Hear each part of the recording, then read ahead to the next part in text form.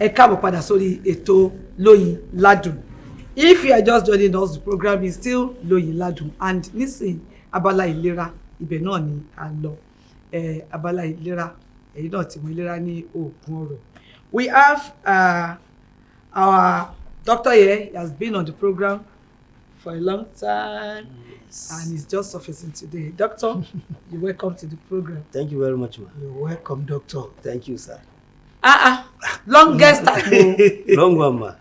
Greet people at home. Good morning, everyone. Okay. Now, what are we talking about today? Yes, today, actually, as you said, it's a long time. Yeah. Yes, I was away, but I thank God I'm back. We thank God. As those that have been seeing me or they know me, my name still remains Dr. Alami. Yes, I always comes in to discuss about some element that mostly disturb humanity or disturb us, especially this time around. Okay. Let's go straight to the point. Mostly I used to discuss about ulcer because actually I thank God I am an ulcer specialist. I know it, and I know it. And thank God many have been cured over it. But then, what is that ulcer? Why is it that ulcer used to be treated many times and it won't be healed? Why? What is the disadvantage of ulcer? In fact, does ulcer has any, in fact, what's it called, disadvantage in the human system or even between men and female? Though this is a program, I don't have much time to explain deep about it, but at least I will talk a bit about it so that people at home can understand very, very well. Okay. It's very, very curable.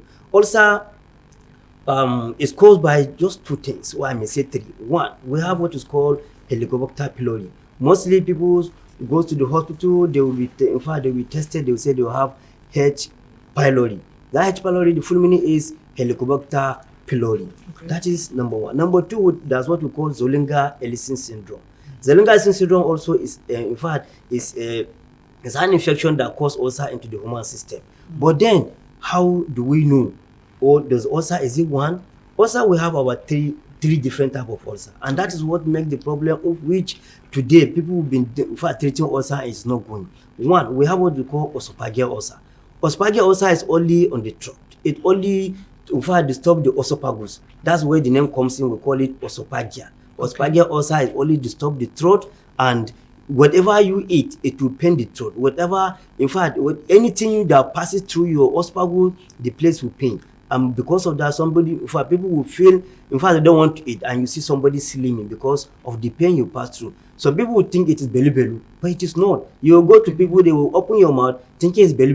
Okay. Yeah, but it is not belly. You think all sort of medicine, it will not go because it is an ulcer. We call it esophageal ulcer.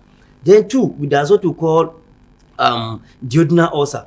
Duodenal ulcer is the ulcer that eats the small intestine. You know, we have large and small intestine in the human system. So it eats the first part of the small intestine and it is painful. That is the ulcer that makes belly to be so hot, and somebody, in fact, you'll be feeling frequent hungry. As soon as you eat food, the next thing you feel hungry. The next 30 minutes or 1 hour, you feel hungry. And the next thing you say, what is my problem? And the same thing, if you don't see food eat, your body will be shaking. And that's the type of ulcer that even wakes somebody at night to eat. You'll be driving, at least you will still have something by the side of your car. You must take something. If not, there will not be peace. Yeah. And that is what is called duodenal ulcer. Okay. Then there's another one which is called gastric ulcer. Gastric ulcer is an ulcer that, in fact, that eats the lining of the stomach. What causes it? That's the third one now. The third one, that what we call digestive juice that always drop in the stomach whenever you eat. Anytime you eat, there is a digestive juice that drop in the stomach, and whenever it drop in the stomach, that is the digestive juice that will not digest the food you eat in the system. And the next thing now, that thing is very corrosive. That what is called mucous membrane. Mucous membrane is the water that protect the lining of our stomach. You understand? So whenever that digestive juice now drop, it will not pierce it. If it is not adequate to hold that digestive juice, it will not pierce it and it make a crack in the stomach. And whenever it make that crack, that's when we have a gastric ulcer. And how do you know that you have gastric ulcer? First one, you have it that in fact you'll be having the heartburn. Before I go further, let me draw back a bit.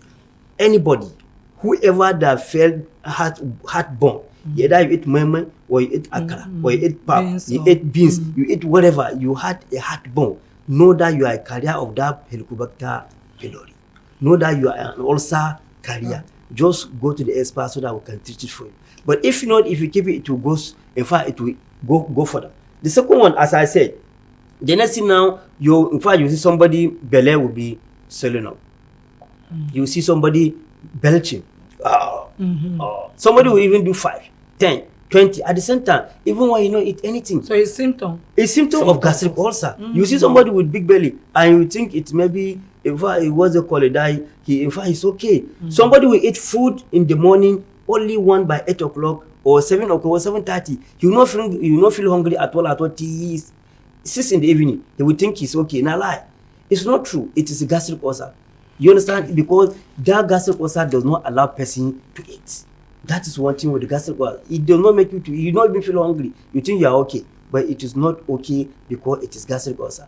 If you go to toilet, you be messing, thinking that you have a dysentery, and it's not dysentery. You understand? It's not a dysentery, but it is gastric ulcer. That's why many times some people will be taking medicine for dysentery when it's not dysentery. Rather, it is what? It's a gastric ulcer. When they notice all these things. Yes, that's a small part of it, but that is too worst part of it. I want to take a bit time because of it, because at least let people understand. One, if this gastric ulcer has about 5 stages. One, if it is in the bloodstream, in fact, when you are tested that time, you will see that you have what is called that same Helicobacter pylori. That is when in fact, it's just in the bloodstream, and you're having only that heartburn. That's the only thing you feel. Then the second stage of it, then you will see that your chest is heavy. When you trek a bit, you feel tired. When you trek a bit, when you climb a staircase, you are tired. You must find somewhere to sit down. You think it is heart problem. It's not heart problem. Rather, it's an ulcer. Really? That is number 2. Then number 3, it will be piercing from here. You will feel the heat, the pain at the back.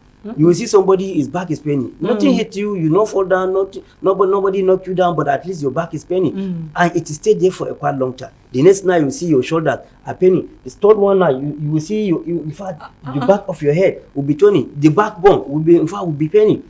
You will be thinking, what is my problem? You don't know it is ulcer. And that way sometimes problem used to be. Some people when they start having that heart heaviness, they will think they're having heart problem. Yeah. And the next thing that they will go and take heart problem because medicine. actually, you can't say you want to connect back all this to us. That is it. So that is number 1. It is not.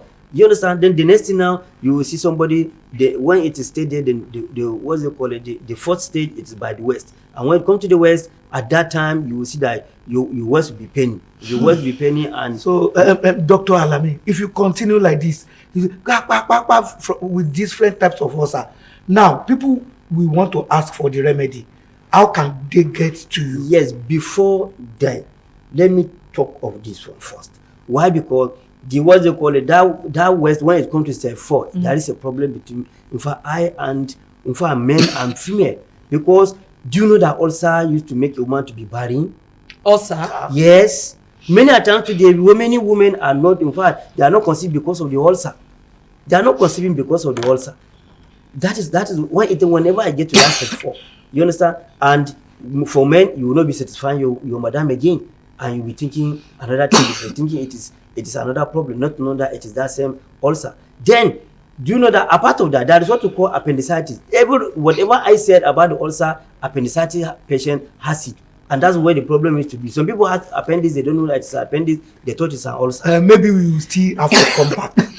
You will see that our people are trying to tell us the time is gone, the time is gone. So how can they get to you? Yes, your phone number? They can get me through my phone number 080 20 300 481.